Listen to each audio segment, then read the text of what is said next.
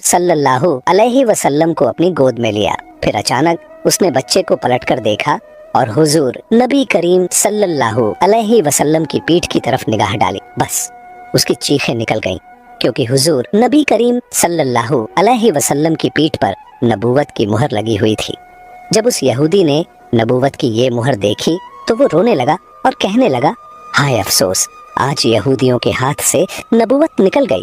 यही अल्लाह का आखिरी रसूल है। मक्का के लोग जो पहले से ही हजरत अब्दुल मुत्तलिब से मन में जलन रखते थे, ये देखकर और भी हैरान रह गए कि जो काहिन आता है वो इन्हीं के दरवाजे पर आता है, जो राहिब आता है वही इन्हें खुशखबरी सुनाता है, और जो भी आता है इनके ही बारे में पेशीन गोई करके चला जाता है। लोगों के दिलों में जनाबे अब्दुल मुत्तलिब और इस बच्चे के लिए हसद की आग भड़कने लगी। मक्का की सरजमीन पर सैकड़ों बच्चे पैदा हुए, मगर किसी के बारे में ऐसी बातें कभी न सुनी गईं। ये हसद जो पैदाइश के पहले लम्हे से शुरू हुआ, आगे चलकर मजहबी दुश्मनी में बदलने वाला था। यहूदी आलिम फिर पुकार उठा, मैंने इस बच्चे को पहचान लिया है, मैं इसी की तलाश में मक्का आया था। जनाबे अब्दुल मुत्तलिब जो दीन इब्राहिमी पर कायम थे और कई राजों से वाकिफ थे, ये सुनकर फौरन बच्चे को वापस घर ले गए और उसे छुपा दिया। 4 दिन तक पैगंबर इस्लाम को पोशीदा रखा गया, लेकिन चौथे दिन अरब का एक बेहद पढ़ा लिखा और मक्का में इज्जत का मकाम रखने वाला शख्स, जिसका नाम सवाद इब्ने कारिब था। मक्का के लोग जो पहले ही इस खबर से हसद की आग में जल रहे थे, जानते थे कि सवाद इब्ने कारिब का मक्का में एक बेहद इज्जत वाला मुकाम है। अगर उन्होंने इस बच्चे के बारे में कोई बात कह दी या कोई पेशीन गोई कर दी तो अहले मक्का का हसद और भड़क जाएगा। इसीलिए जनाबे अब्दुल मुत्तलिब ने सख्त लहजे में कहा कि मैं अपने पोते को इस वक्त किसी मजमा-ए आम में नहीं ला सकता। लेकिन सवाद इब्ने कारिब की बेचैनी बढ़ती जा रही थी। उन्होंने गुजारिश की, तो कम से कम मुझे उस बच्चे तक पहुंचा दीजिए। जनाबे अब्दुल मुत्तलिब ने कुछ सोचकर कहा, हाँ ये मुमकिन है, लेकिन मेरे और तुम्हारे अलावा कोई मौजूद नहीं होगा। इस तरह तुम्हारा मकसद भी पूरा हो जाएगा और हसद का मसला भी नहीं उठेगा। चुनांचे वो उन्हें साथ लेकर जनाबे आमिना के मकान में दाखिल हुए। जैसे ही गहवारे के करीब पहुँचे और बच्चे से कपड़ा हटाया तो एक अजीबो गरीब नूर पूरे कमरे में फैल गया। सवाद इब्ने कारिब जो पढ़े लिखे और इल्म वाले शख्स थे, समझ गए कि ये वही अलामत है जिसकी खबर किताबों में है, आखिरी जमाने का इशारा। वो बेइख्तियार झुक गए और उस बच्चे के कदमों को बोसा दे दिया। फिर जनाब अब्दुल मुत्तलिब से मुखातिब होकर कहा, आप गवाह रहिएगा, मैं इस बच्चे पर अभी से ईमान ला रहा हूँ। मुझे मालूम है कि मैं उस वक्त तक जिंदा नहीं रहूंगा जब ये बच्चा ऐलान रिसालत करेगा, मगर मैं आज ही गवाही देता हूँ कि ये अल्लाह का आखिरी रसूल है। इस तरह बनु हाशिम के घर वालों के अलावा पैगंबर इस्लाम की पैदाइश के बाद सबसे पहले ईमान लाने वाले शख्स सवाद इब्ने कारिब साबित हुए। ये वाक़या हुजूर अकरम सल्लल्लाहु अलैहि वसल्लम की पैदाइश के चौथे दिन का है। फिर 7वें दिन हजरत अब्दुल मुत्तलिब ने अपने पोते का अकीका किया और पूरे मक्का के लोगों को दावत अकीका में बुलाया। लेकिन उस वक्त से ही कुछ लोग हजरत अब्दुल मुत्तलिब के दुश्मन बन चुके थे और दिल ही दिल में सोच रहे थे कि अगर ये बच्चा बड़ा हो गया और इसने ऐलान नबुव्वत कर दिया तो हमारे लिए तो बस तबाही ही तबाही है। इन हालात में रब करीम की मसलहत यही थी कि पैगंबर इस्लाम को कुछ अरसा मक्का की सरजमीन से ओझल रखा गया, ताकि अगर उनके दुश्मन तलाश में यहाँ तक पहुँचे भी तो नाकाम होकर वापस लौट जाएं। मगर दूसरी तरफ दुश्मनों का गिरोह लगातार हुजूर अकरम की तलाश में लगा हुआ था। हजरत अब्दुल मुत्तलिब जो दीन इब्राहिमी पर कायम थे और अपने वालिद जनाबे हाशिम से कुछ ऐसे राज नबूवत भी हासिल कर चुके थे, उनमें से एक ये भी था कि इस बच्चे के दुश्मन बहुत ज्यादा होंगे। इसीलिए उन्हें हर हाल में इस बच्चे की हिफाजत करनी थी। यही वजह थी कि हजरत अब्दुल मुत्तलिब पैगंबर इस्लाम को मक्का से किसी और जगह मुंतकिल करना चाहते थे, खास तौर पर जब उन्हें मालूम हुआ कि अक्सर यहूदियों के काफिले मक्का आकर हालात का जायजा लेकर चले जाते हैं। अब सवाल उठता है कि ये यहूदी बार बार क्यों आ रहे थे? तो इसका जवाब ये है कि बहुत अरसा पहले से ही यहूदी पैगंबर इस्लाम की विलादत को रोकने की फिक्र में थे। अब्दे मुनाफ पर हमला हुआ, जनाबे हाशिम पर हमला हुआ, जनाबे अब्दुल मुत्तलिब पर हमला हुआ और यहाँ तक कि जनाब अब्दुल्लाह पर भी हमला हुआ। रिवायत में आता है कि जब जनाब अब्दुल्लाह की जवानी का ज़माना आया तो यहूदियों की सारी साजिशों का मरकज़ यही था कि किसी तरह उन्हें कत्ल कर दिया जाए ताकि विलादत रसूल रुक जाए। यहूदी ये पहचान चुके थे कि जनाब अब्दुल्लाह ही पैगंबर इस्लाम के वालिद हैं। जनाब अब्दुल्लाह की शादी जनाब आमिना से हो गई। अब शादी के बाद यहूदी और परेशान हो गए कि अब क्या किया जाए, किसी न किसी तरीके से विलादत का सिलसिला रोकना है। इत्तेफाक से उन्हें एक मौका मिल गया। जनाब अब्दुल्लाह किसी काम के सिलसिले में मदीना गए और मदीना यहूदियों का गढ़ था। रिवायत के मुताबिक मदीना में जनाब अब्दुल्लाह पर हमला किया गया और जहर देकर उन्हें शहीद कर दिया गया। अब यहूदियों को एक इत्मीनान तो हो गया कि पैगंबर इस्लाम के वालिद तो शहीद हो चुके हैं। बस एक बात की तस्दीक करना बाकी थी कि पहले ये पक्का कर लिया जाए कि जनाब अब्दुल्लाह के यहाँ कोई औलाद है या नहीं। अगर मालूम हो जाए कि वो बे औलाद थे तो चैन की सांस लेकर अपने घर लौट जाए, लेकिन अगर पता चले कि उनके यहाँ कोई औलाद है तो फिर उसके कत्ल का इंतजाम किया जाए। यही सोचकर यहूदियों का एक गिरोह खास इसी काम के लिए मदीना से मक्का आया। वहां आकर उन्होंने छानबीन की और जब उन्हें ये पता चला कि जनाब अब्दुल्लाह का इंतकाल हो चुका है और उनके यहाँ कोई औलाद नहीं थी तो उन्होंने इत्मीनान का लंबा सांस लिया। फिर बड़े आराम से मदीना लौट गए। मदीने पहुंचकर मदीना से लेकर शाम तक जहाँ जहाँ यहूदी फैले हुए थे सबको ये खुशखबरी सुना दी, मुबारक हो, हमारे लिए जो खतरा था वो टल गया है।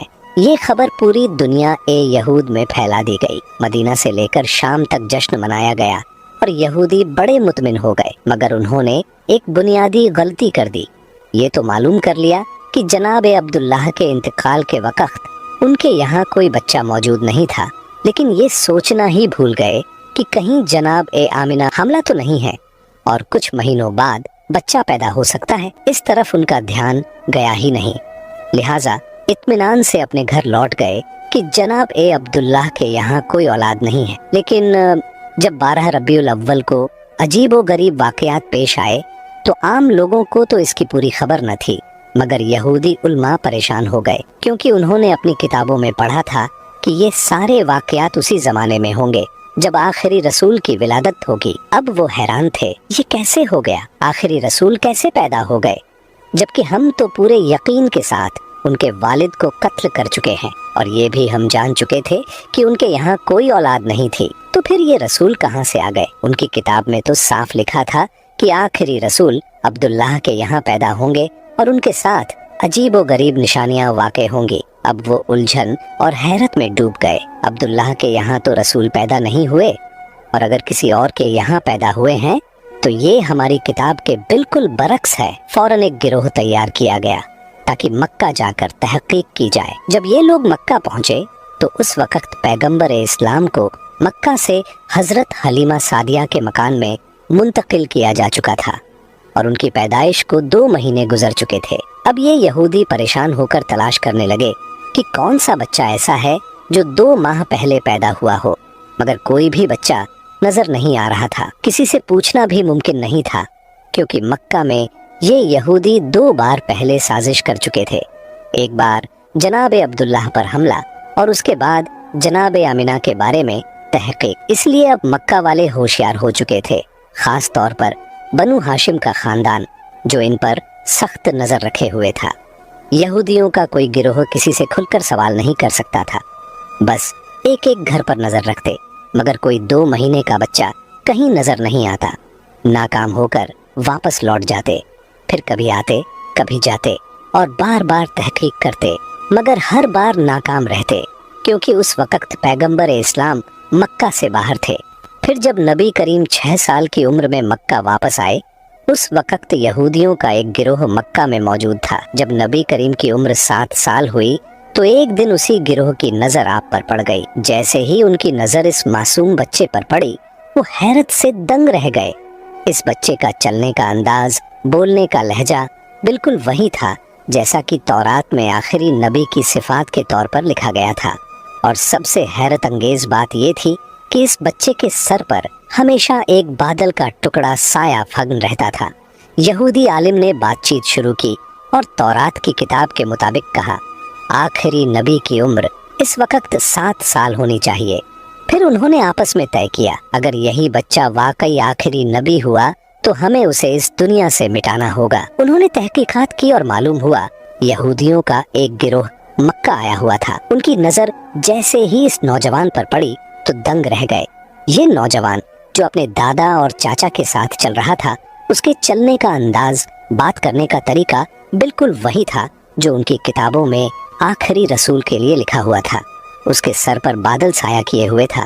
वो जिस दरख्त के करीब से गुजरता उसकी शाख झुक जाती, जिस पत्थर के पास जाता पत्थर कलाम करने लगता, और वो जिस तरफ भी जाता अगर राह में कोई रुकावट होती तो रुकावट खुद ब खुद हट जाती। यहूदियों को ये तो यकीन हो गया था कि ये बच्चा अब्दुल मुत्तलिब का पोता है, मगर उनके दिल में ये भी खौफ था कि कहीं पहले की तरह हम धोखा न खा जाएं। वो सोच रहे थे ऐसा न हो कि हम इस नौजवान को कत्ल करके मुतमिन हो जाएं और फिर 20 साल बाद पता चले कि रसूल तो अभी जिंदा है। इसलिए इस दफा वो 100% यकीन करना चाहते थे कि यही नौजवान अल्लाह का सच्चा पैगंबर है। उनकी किताबों में लिखा था और उन्हें इस बात का पूरा इल्म था कि जो भी अल्लाह का रसूल होगा, चाहे पहला हो या आखिरी, लुकमा ए हराम उसके हलक से नीचे नहीं उतर सकता, बल्कि हलक क्या, उसके होठों तक भी नहीं पहुंच सकता। हराम के अलावा रिज्क ए मुश्तबह, यानी ऐसा रिज्क जिसका साफ पता न हो कि हलाल है या हराम, वो भी रसूल के होठों को नहीं छू सकता। चुनांचे उन्होंने एक अजीब मंसूबा बनाया। मक्का में एक बेवा औरत रहती थी जिसका नाम जुबैदा था। उसने एक छोटा सा मुर्गी फार्म बना रखा था और मुर्गियों के अंडे बेचकर गुजारा करती थी। जो मुर्गी अंडे देने के काबिल न रहती उसे वो ज़बह करने के लिए बेच देती। यहूदियों ने सोचा ये एक ऐसा इम्तिहान है जिससे हमें पूरा यकीन हो जाएगा। रात के वक्त उन्होंने जुबैदा के घर में नकब लगाई और कुछ मुर्गियाँ चुरा लाए। अब जिन मुर्गियों को चोरी की नीयत से लिया वो तो रिज़्क़े हराम हो गई, और जिनके बारे में ये सोचा कि बाद में उसकी कीमत अदा कर देंगे वो रिज़्क़े मुश्तबह हुई। फैसला ये था कि किसी की चीज उठा लेना अगर हराम की मंजिल पर न भी पहुंचे तो भी शक में जरूर आ जाता है। अगले दिन यहूदी हजरत अब्दुल मुत्तलिब के पास गए और उनको दावत दी कि हम आपके कबीला की दावत करना चाहते हैं, आप हमें ये एजाज बख्शिए। यहूदियों का असल मकसद पैगंबर इस्लाम का इम्तिहान लेना था, इसलिए उन्होंने हजरत अब्दुल मुत्तलिब से कहा, आप अकेले दावत में नहीं आएंगे बल्कि बनु हाशिम के सारे मर्द आएंगे और खास तौर पर आपके सब बेटे और पोते जरूर आएं। हजरत अब्दुल मुत्तलिब ने मुस्कुराकर जवाब दिया, तुम न भी कहते तो भी मेरी शर्त यही होती, क्योंकि मैं अपने पोते के बगैर किसी दावत में शरीक नहीं होता। यहूदियों के तो मानो दिल की मुराद पूरी हो गई। चुनांचे खाने का इंतजाम किया गया। उन्होंने अपने जहन में पहले ही तय कर रखा था कि ये वाला गोश्त और मुर्गी हराम है और ये हिस्सा मुश्तबह है। दावत में यहूदियों ने हजरत अब्दुल मुत्तलिब से कहा, ऐ रईसे मक्का, ये दावत आपके एजाज में है, खाने का आगाज कीजिए। हजरत अब्दुल मुत्तलिब ने कहा, नहीं, जब तक मेरा पोता खाना शुरू नहीं करेगा हम लोग खाना नहीं खाएंगे। बस यहूदियों को तो यही चाहिए था। सारी तवज्जो रसूलुल्लाह की तरफ हो गई। उन्होंने कहा, आप बिस्मिल्लाह कीजिए।